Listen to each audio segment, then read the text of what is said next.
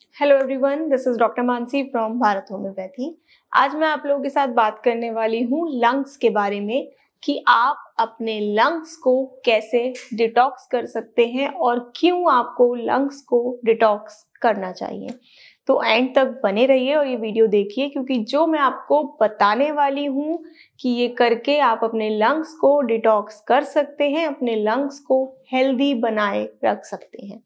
तो सबसे पहले बात करते हैं कि हमें लंग्स को हेल्दी करना क्यों है। आजकल जो एनवायरनमेंट हो गया है, जो पॉल्यूशन हो गया है, उसकी वजह से हमारे सभी के लंग्स कहीं ना कहीं थोड़े से डिटॉक्स चाहते हैं।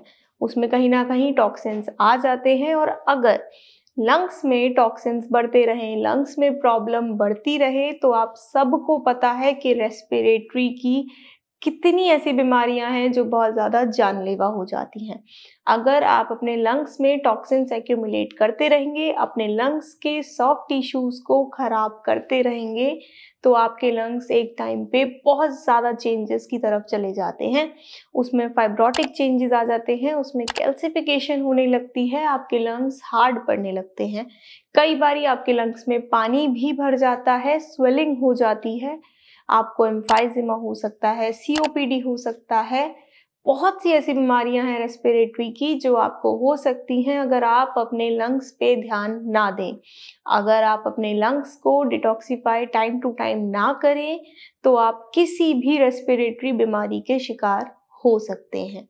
अब अगर आपको कोई भी रेस्पिरेटरी डिसऑर्डर हो रहा है, तो सबसे पहला सिम्टम आता है ब्रेथलेसनेस। आपकी सांस उखड़ने लगती है, आपको चलने में तकलीफ होने लगती है। अगर आपके लंग्स में टॉक्सिन्स भरे हुए हैं, अगर आपके लंग्स में जो टिश्यूज हैं वो खराब हो रहे हैं, जो सेल्स हैं वो डैमेज हो रहे हैं, तो आम बात है कि आपको सांस लेने में दिक्कत आएगी। जो गैसेस का एक्सचेंज होता है आपके लंग्स में वो नहीं हो पाएगा और आपको डिफिकल्टी आने लगेगी। अब जब डिफिकल्टी आएगी, आपके लंग्स ज़्यादा काम करेंगे, जिसकी वजह से आपकी चेस्ट में पेन भी होगा। चेस्ट में पेन होगा, खांसी आएगी, आपको तकलीफ होने लगेगी आपके सीने में। ये बहुत कॉमन सिम्टम्स हैं जो आजकल मिल जाते हैं, क्योंकि हमारे लंग्स टॉक्सिन्स से भर जाते हैं और लंग्स को डिटॉक्सिफाई करना ज़रूरी होता है। पॉल्यूशन इतना है, स्मोक इतनी है एनवायरनमेंट में कि ना चाहते हुए भी कहीं ना कहीं हर इंसान के लंग्स में गंदगी चली ही जाती है। तो आइए बात करते हैं कि कैसे आप अपने लंग्स को डिटॉक्सिफाई कर सकते हो। सबसे पहला तरीका और सबसे अच्छा और आम तरीका होता है गर्म पानी, गुनगुना पानी। सुबह उठ के अगर आप 1 से 2 ग्लास गुनगुना पानी ले रहे हैं, तो उससे अच्छा कुछ नहीं है।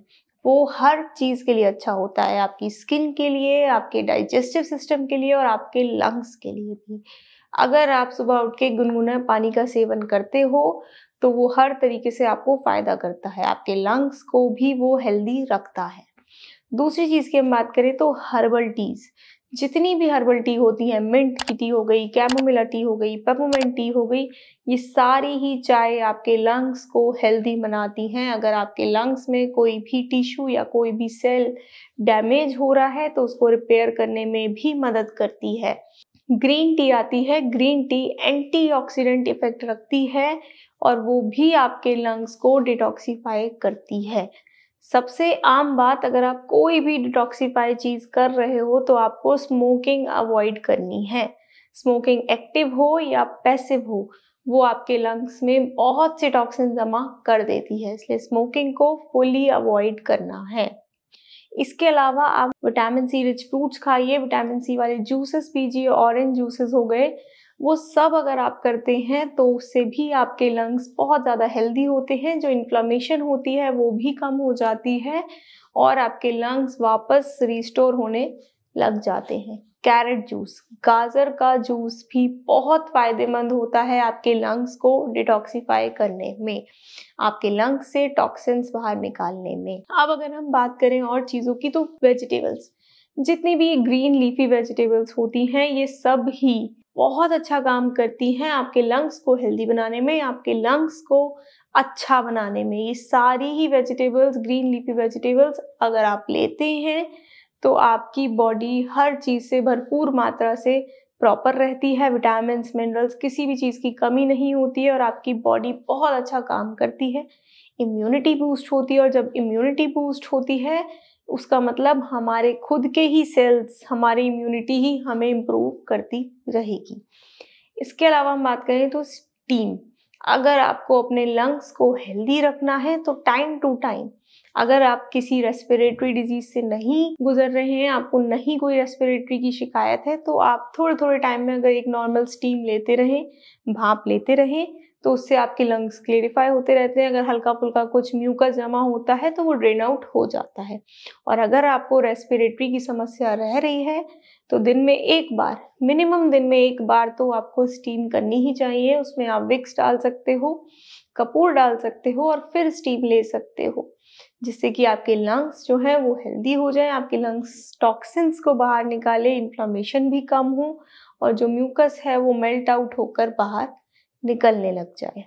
तो ये जो चीज़ें मैं आपको बता रही हूँ ये सभी आपके लंग्स को प्रॉपरली डिटॉक्सिफाई कर सकती हैं। आखिरी चीज़ अगर मैं बताऊँ तो पानी, लॉट ऑफ पानी, लॉट ऑफ फ्लूइड्स, आपको बहुत प्लेंटी ऑफ फ्लूइड पीना होता है। 2 से 3 लीटर मिनिमम अगर आप दिन में पानी पीते हैं तो आपको आपके लंग्स बहुत ज़्यादा हेल्दी दिखने लगेंगे। आपकी डाइजेशन की प्रॉब्लम ये सभी सॉल्व हो जाती हैं। जिंजर की अगर हम बात करें तो जिंजर, काली मिर्च और शहद, इन तीनों को मिला के अगर आप इसका एक शॉट बना लें और आप मॉर्निंग में एक वो लेते हैं तो वो भी आपके लंग्स के लिए बहुत हेल्दी है, वो आपके लंग्स को बहुत फ़ायदा करने वाला है। अनार का जूस भी आपके लंग्स के लिए बहुत हेल्दी होता है, उसमें एंटीऑक्सीडेंट, एंटी इन्फ्लेमेटरी प्रॉपर्टीज़ होती हैं जो कि आपके लंग्स को हेल्दी बनाने में बहुत मदद करता है। तो जितनी भी चीज़ें मैंने आपको बताई, अगर आप अपने घर में इन चीज़ों को करते हैं तो आपके लंग्स काफ़ी हेल्दी रहेंगे, आपके लंग्स डिटॉक्सिफाई होते रहेंगे टाइम टू टाइम और आप रेस्पिरेटरी की किसी भी डिजीज़ को जल्दी कैच नहीं कर पाएंगे अगर आपके लंग्स हेल्दी होंगे तो। फिर भी अगर आप किसी डिजीज़ को कैच कर चुके हो और घरेलू बहुत उपचार करने के बाद भी आपको कोई भी खास आराम नहीं मिल रहा है तो आप भारत होम्योपैथी में संपर्क करिए। यहाँ पर पूरी डॉक्टर्स की टीम है जो आपको बेस्ट से बेस्ट ट्रीटमेंट देगी और आपकी डिसीज़ को परमानेंटली रूट से क्योर किया जाएगा। तो देर मत करिए और भारत होम्योपैथी में संपर्क करिए। Thank you.